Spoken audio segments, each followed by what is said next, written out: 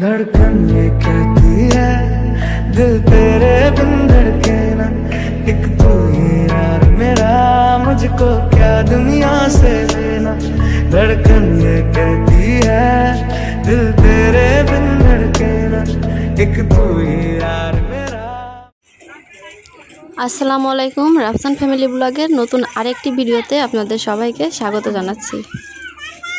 এখন বিকালবেলা, তো এই যে রাফসানের আব্বু আজ গেছে ইন্টারভিউ দিতে, আর রাফসানকে নিয়ে আমি আজকে ছাদে এসেছি। এই যে দেখুন খেলাধুলা করছে ও সবার সাথে।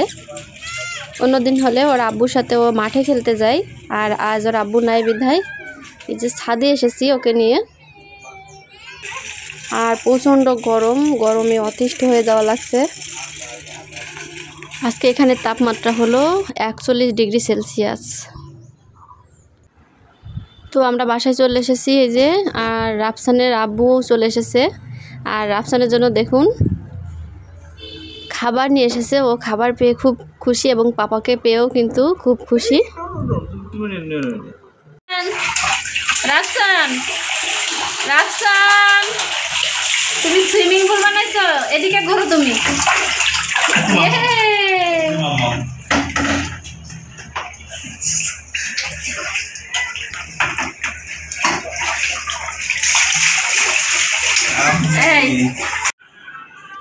তো ওরা বাবা ছেলে কিন্তু গোসল করছে, আর এদিকে আমি দেখুন রাতের রান্না শেষ করে ফেলেছি। এই যে রাফসানের আব্বুর প্রিয় ভেন্ডি দিয়ে মাছ দিয়ে আলু দিয়ে ঝোল করেছি, আর এছাড়াও কিন্তু করলা ভাজি করেছি। আচ্ছা, আর এদিকে দেখুন আমি কি নিয়ে বসেছি। সকালে যে গরুর মাংস রান্না করেছিলাম তার হাড্ডি থেকে গেছে, দুজনের কেউ কিন্তু খায়নি। তো রাফসানের আব্বু বলছে হাড্ডিটা তুমি খাও, ভিতরের ক্যালসিয়ামটা আমাকে দাও। তো দুজনে মিলেমিশে ভাগ করে আমরা আজকে এই হাড্ডিটা খাবো। আর আমরা খাবার খেয়ে নিয়েছি। এদিকে রাফসান দেখুন আজকে জীবনে প্রথমবার গরুর দুধ খাচ্ছে, তাও খুব মজা করে। আসলে আমি কি করেছি, দুধের সঙ্গে এলাচ, দারচিনি এগুলো দিয়ে আমি ভালোভাবে জাল করে দিয়েছি, যার কারণে ও খুব মজা সহকারে খাচ্ছে।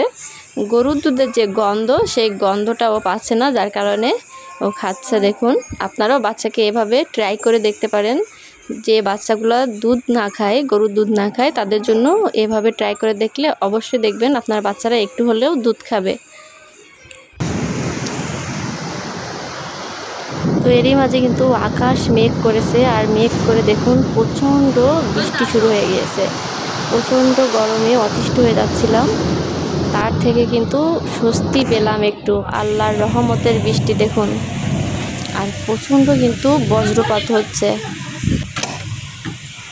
এত পরিমাণে বৃষ্টি হচ্ছে যে দেখুন আমার বারান্দা দিয়ে দরজা লাগানো আছে, বেলকনিতে পানি চলে এসেছে।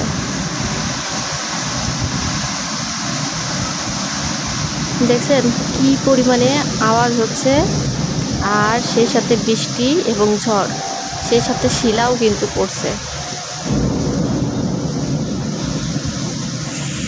বাতাসের গতিবেগ দেখুন, যে গাছগুলোকে সব উড়িয়ে নিয়ে যাওয়ার মতো অবস্থা। আর পানিতে ভরে গেছে অংশটা বেলকনিতে, যদিও পানি যাওয়ার জায়গা আছে, তারপরেও প্রচণ্ড বাতাসের কারণে এবং বৃষ্টির কারণে ভরে গেছে জায়গাটা। তো দেখুন কি পরিমাণে বাতাসের গতি এবং বৃষ্টি একসঙ্গে দুটোই হচ্ছে। তো একটা গাড়ি আসছে দেখা যাচ্ছে, তো এই গাড়ির আলোয় দেখা যায় কিনা দেখুন।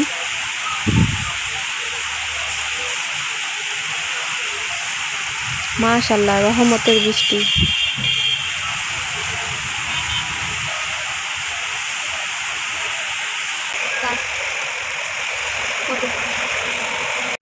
গতকাল রাত্রে যে ঝড় হয়েছে, তার ঝড়ের কারণে দেখুন এখানে কলা গাছ সব ভেঙে পড়ে গেছে। এই দেখুন এখানে অনেকগুলো, মিনিমাম 8 থেকে 10টা কলা গাছ ভেঙে গিয়েছে। এই যে জমিতে আবার পানিও জমে গেছে, এখানে বাচ্চারা খেলাধুলা করে, ওইখানে এই যে পানি জমে গিয়েছে। ওই যে দেখেন বাচ্চা কাচ্চা সব সকাল সকাল ঘুম থেকে উঠেই পানি নিয়ে খেলতে শুরু করে দিয়েছে। রাত্রে যে বৃষ্টি হয়েছে সেই বৃষ্টির পানি। তো শুধু বৃষ্টি আর বৃষ্টি পানি দেখলে তো হবে না, বাচ্চাকেও খাওয়ানো লাগবে, তাই না? তো বাবুর জন্য যে সকাল সকাল একটু ময়দাদের পিঠা তৈরি করে দিয়েছি। আর রান্নাঘর থেকে দেখুন এই যে পানি জমে গিয়েছে নিচেই, এই সাইডটাতেও। আর এই যে দেখুন ধানের জমির কী অবস্থা, ধান নষ্ট হয়ে গেছে, পানি জমে গিয়েছে। তো আজকের ভিডিওটি কেমন লাগলো কমেন্ট করে জানাতে ভুলবেন না। আর আপনি যদি ইউটিউব থেকে ভিডিওটি দেখে থাকেন তাহলে চ্যানেলটিকে সাবস্ক্রাইব করার অনুরোধ থাকবে। আর আপনি যদি ফেসবুক পেজ থেকে আমার ভিডিওটি দেখে থাকেন তাহলে পেজটিকে ফলো করার অনুরোধ থাকলো। ভালো থাকবেন সকলে, সবার পরিবার নিয়ে। আল্লাহ হাফিজ।